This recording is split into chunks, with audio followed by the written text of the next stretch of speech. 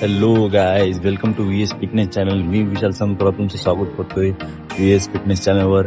आणि 90 डेज चॅलेंजमधला आज आहे आपला 25वा दिवस. तर या 25व्या दिवशी बघू शकता तुम्ही, आज भयानक थंडी पडलेली आहे, सगळीकडे थंडी खूप आहे. पण तुम्ही बघू शकता आपण वर्कआउट आपला आज पण थांबलेला नाही.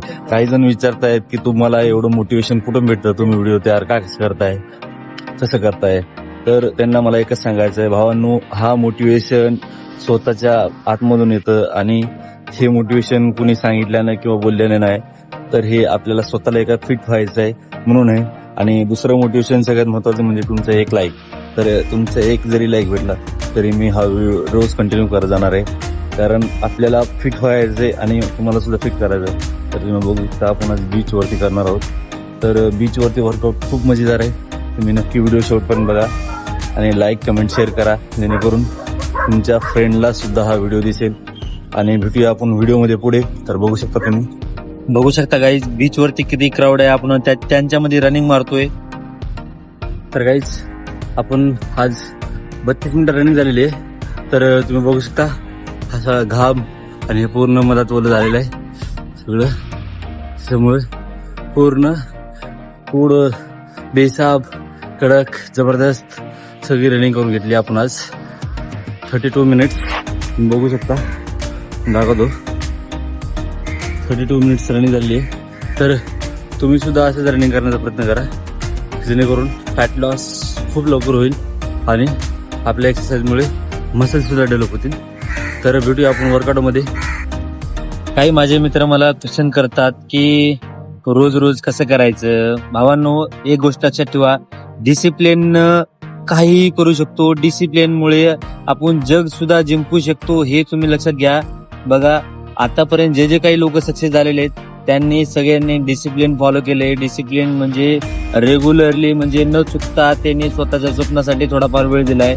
आणि तुम्ही सुद्धा थोडा तरी वेळ तुमच्या स्वप्नासाठी काढा. डेली रुटीन मध्ये तुम्ही जे ऍक्टिव्हिटी करताय त्या ऍक्टिव्हिटी सोडून तुम्ही तुमच्या गोलकडे थोडं लक्ष द्या. म्हणजे कसे, आता तुम्ही दिवसभरामध्ये 24 तासामध्ये तुम्ही भरपूर काही गोष्टी करत असाल, आराम, काम, जॉब वगैरे सगळ्या गोष्टी करत असाल, पण तुमच्या स्वप्नासाठी थोडा तरी वेळ तुम्ही काढून द्या. आणि तुमचे जे स्वप्न आहेत त्यांच्यासाठी थोडा वेळ काढा आणि त्याच्यावर थोडं काम करा. तुमचे आता काही जणांचं, तुम्हाला जर सगळ्यात मोटिवेशन जर पाहिजे असेल ना, तर स्वतः एक बार आयण्यासमोर जावा आणि तुम्ही शर्ट काढून बघा आणि मग सांगा स्वतःला की तुम्ही किती फिट आहेत. मी असं नाही बोलत की तुम्ही डायरेक्टली बॉडी बिल्डर म्हणा किंवा एकदम असे मोठे बायसेप वगैरे, चेस्ट वगैरे असे नका बनू. अशी भले जरी नाही झाली तरी चालेल, पण आपल्याला एक फिटनेस गोल अचीव करायचा आहे, जेणेकरून आपल्या बीपी, शुगर ह्या जे सगळ्या प्रॉब्लेम येतात वयानुसार वाढणाऱ्या, त्या प्रॉब्लेम कमी होतील आणि हळूहळू आपण एक फिट होण्याच्या मार्गावर जाईल आणि फिटनेसकडे एक पाऊल उचलेल.